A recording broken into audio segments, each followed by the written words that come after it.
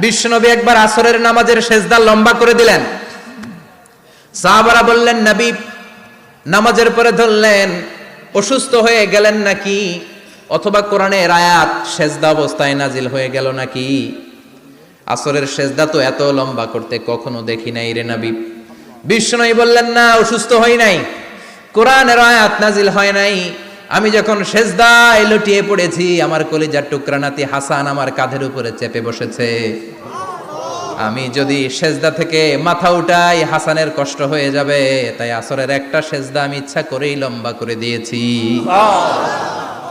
কি নবী ছিল, কি মায়া ছিল নাতিদের সাথে।